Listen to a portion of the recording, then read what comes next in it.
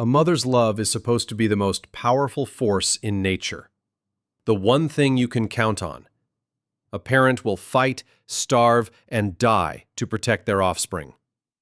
That's the story we tell ourselves about the animal kingdom. But nature didn't read that story.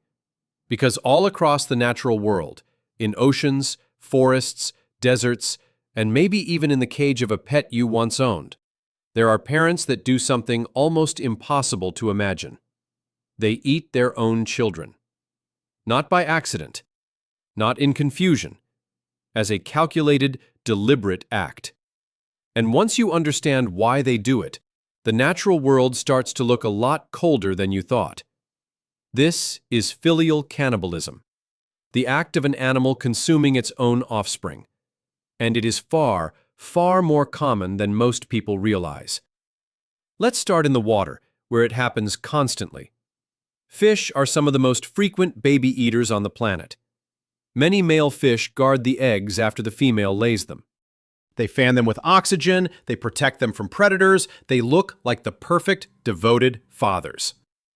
And then, sometimes, they just start eating them. Scientists have studied this for years, and the logic is brutally simple.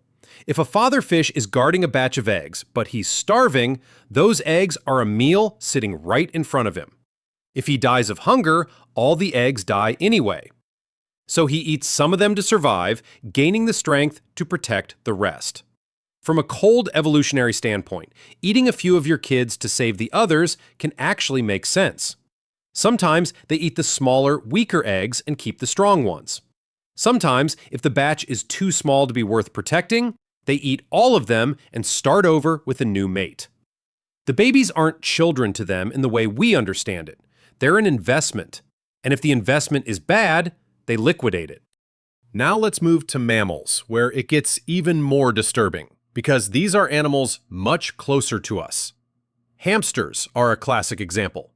Anyone who has bred hamsters knows the horror of checking on a new litter and finding the mother has eaten some, or all, of her pups. Why would a hamster do this? Several reasons, and none of them are comforting.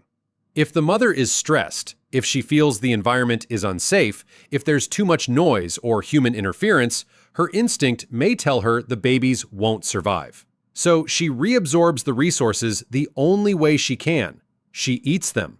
If a pup is sick or weak, she may eliminate it to protect the rest of the litter. And if she's malnourished, those babies are a desperate source of protein. Rabbits do it. Mice do it. Pigs do it, sometimes crushing and eating their own piglets. Even big, intelligent animals are not immune. There are documented cases of bears eating their cubs, and lions killing and sometimes consuming young. But the cruelest version of this story isn't about hunger at all. It's about sex and power. In many species, a new male taking over a group will systematically kill the babies of the previous male. This is called infanticide, and lions are the most famous example. When a new male lion takes over a pride, he often kills all the existing cubs. The reason is chillingly logical. A female nursing cubs won't mate. By killing her babies, the male brings her back into breeding condition so she can carry his offspring instead. And in some cases, the males eat the cubs they kill. This isn't rage, it's strategy. The babies of a rival are not just useless to him, they're competition for his own future bloodline, so he erases them. Primates do this too. Our close relatives, the very animals we look at and see ourselves in, have been documented killing and occasionally eating infants. Chimpanzees, normally thought of as deeply social, have been observed snatching infants from mothers and consuming them. In some cases, the killers were from rival groups. In others, disturbingly, they were from the same community. Then there are the insects and spiders, where cannibalism isn't an exception. It's basically the business model. You've probably heard of the praying mantis, where the female sometimes eats the male during or after mating, even biting off his head. But that's partner cannibalism. The baby version is just as grim. Many insects lay eggs, and the first thing the hatchlings do is eat their unhatched siblings. Some shark embryos do this inside the womb. In sand tiger sharks, the largest embryo will hunt and devour its smaller siblings before it's even born. By the time the pup emerges, it's already a killer, having eaten its own brothers and sisters in the dark. Certain spiders take maternal sacrifice to a horrifying extreme. In some species, the mother actually offers her own body to her babies.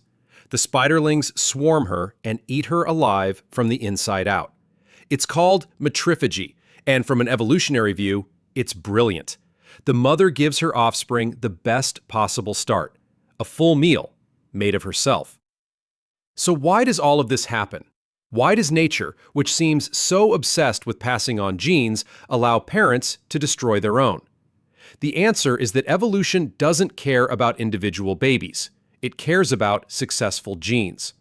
A parent that eats some offspring to survive a famine and breed again later may pass on more genes than one that starves to death protecting a doomed litter.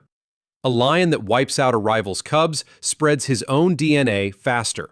A spider that becomes a meal guarantees her children live. In every case, the cold math of survival overrides what we would call love. And that forces an uncomfortable realization.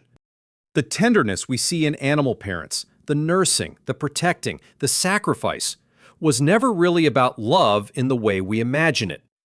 It's a strategy that usually works. And when the strategy says the babies are worth more dead than alive, the love simply switches off. Humans like to believe parental love is sacred and unconditional. But in the wider animal kingdom, love is conditional on circumstance. It is a tool, not a rule. And the animals that eat their own young aren't broken or evil. They're just following the same brutal logic that shaped all life, including, somewhere deep in our distant past, us. Nature isn't cruel. Cruelty requires intent. Nature is simply indifferent. And that, in the end, might be far more terrifying.